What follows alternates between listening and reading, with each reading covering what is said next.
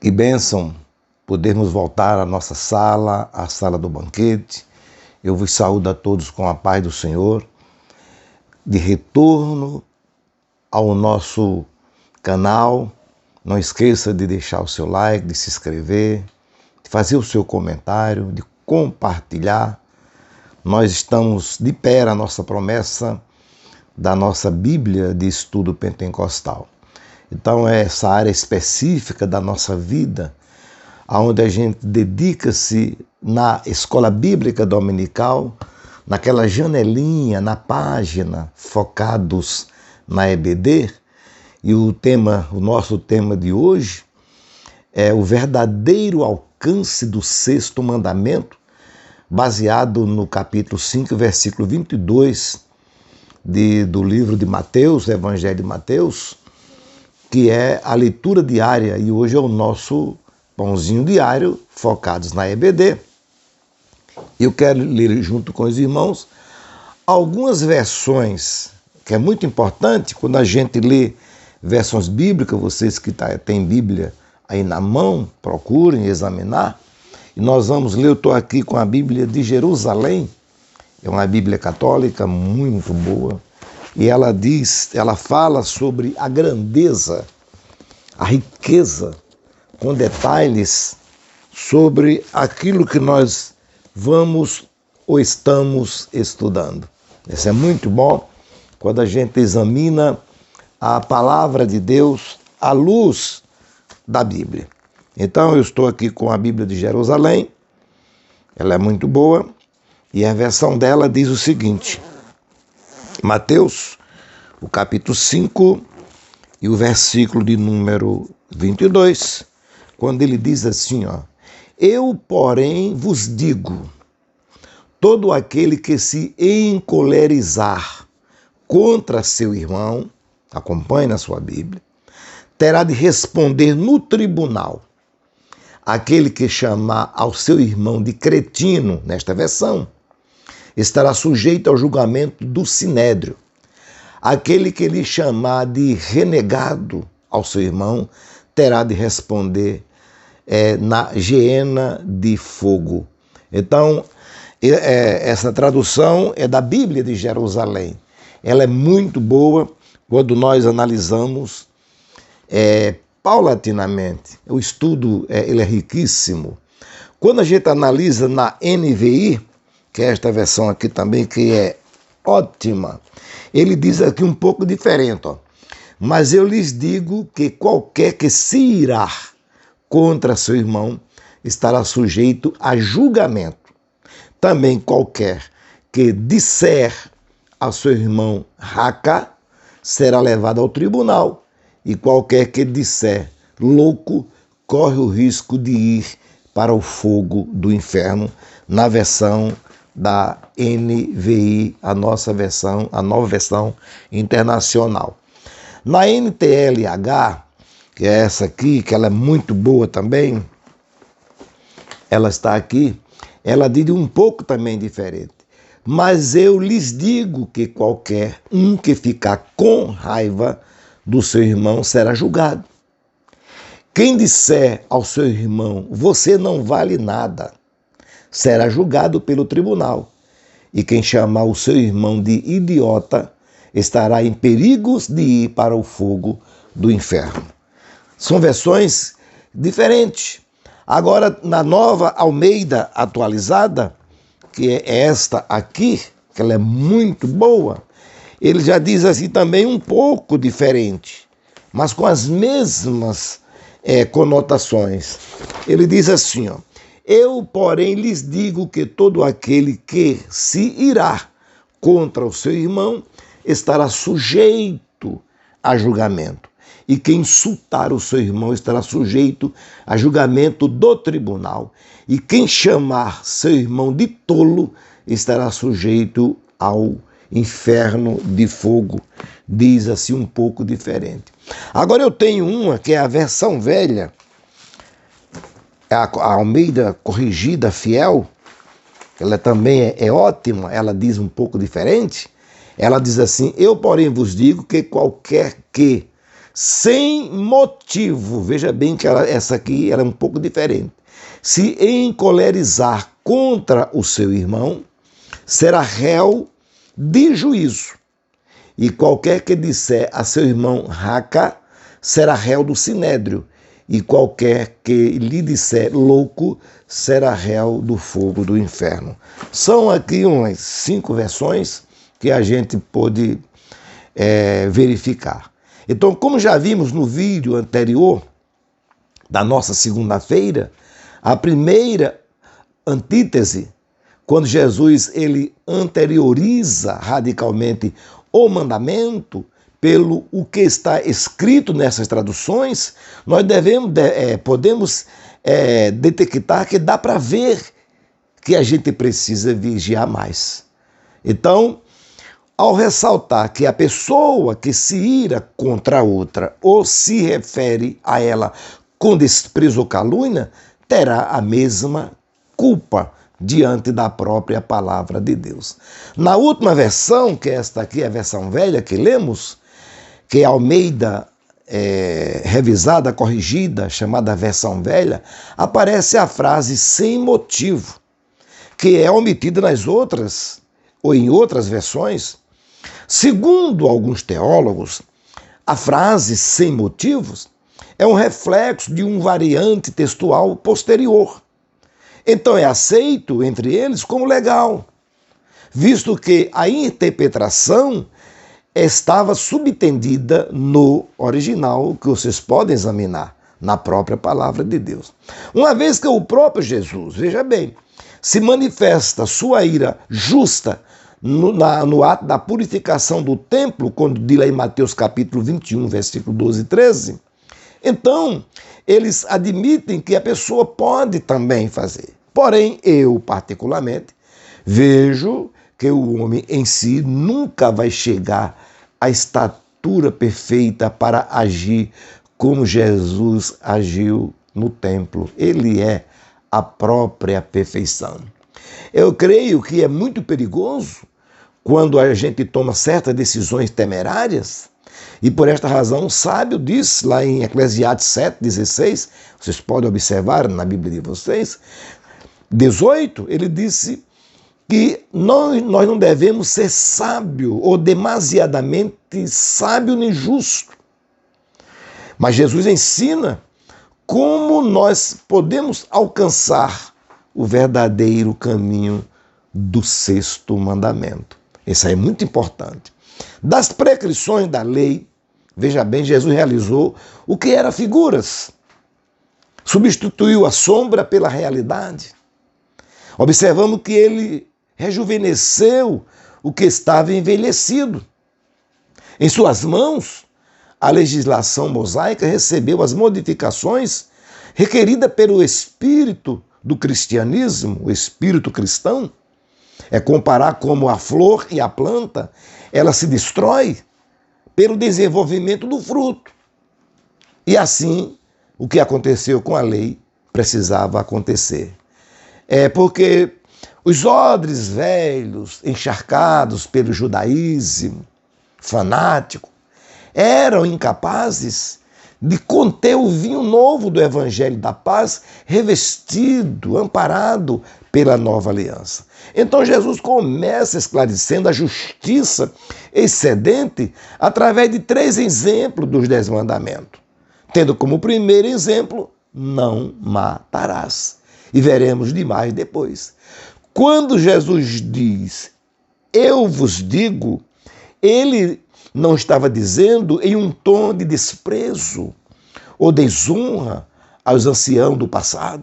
Pelo contrário, Jesus estava corroborando a lei. Ele ensinou que a lei é inalterável e santa. E a lei não sofreria mudanças através do tempo, desgaste comum, como a roupa, como uma prescrição de leis ou estatutos humanos. Não, a lei ela é perfeita. Jesus ensinava que a lei de Deus não olha apenas para a ação. Veja bem que coisa interessante, ela vê mais profundo. A lei observa a origem da ação, a mentalidade que está por detrás dela. Então foi assim que ele falou em Mateus capítulo 5, versículo 19.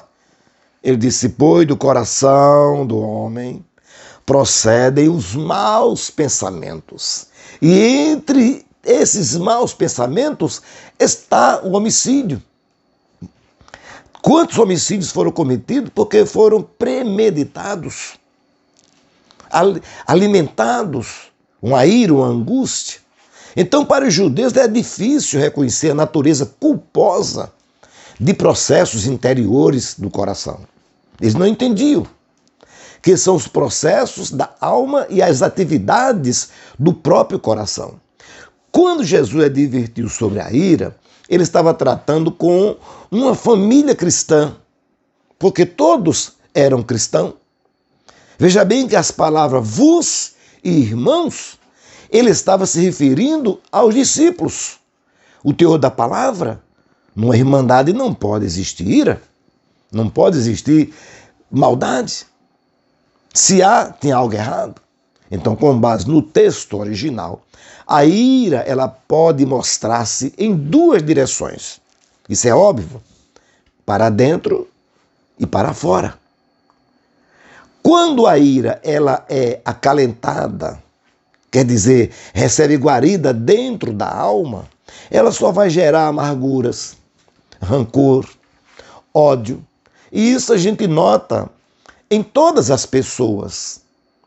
Pessoas amarguradas, pessoas que se confinam no silêncio profundo e as atitudes são se distanciar dos outros e preferem manter separados, se consumirem intimamente. É assim quando a ira ela é acalentada.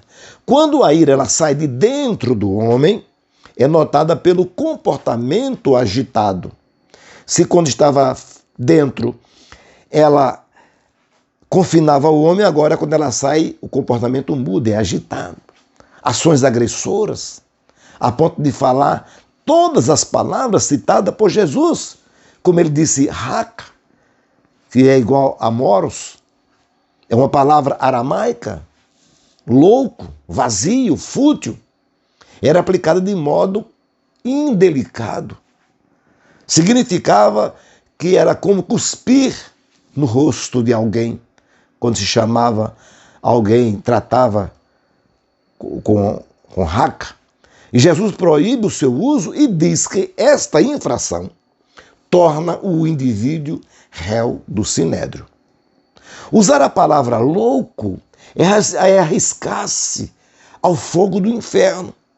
O termo inferno de fogo advém de uma ravina ao sul de Jerusalém nos dias de Jesus. Era um local onde se atirava o lixo da cidade, onde o fogo não se apagava. Era chamado Vale de Inom. Vocês podem examinar na palavra de Deus, na mão de vocês. Antes era o lugar onde os cananeus queimavam seus filhos em sacrifícios a Moloque. Por isso nunca chama o seu filho de Moleque, porque a palavra Moleque advém de Moloque, o deus assassino, maligno, que se alimentavam de assassinato de crianças. Por isso, Geena tornou-se o símbolo do castigo eterno.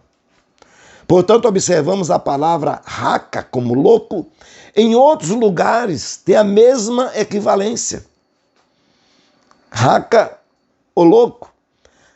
Por exemplo, na língua grega, moros é empregada para traduzir a palavra aramaica harka.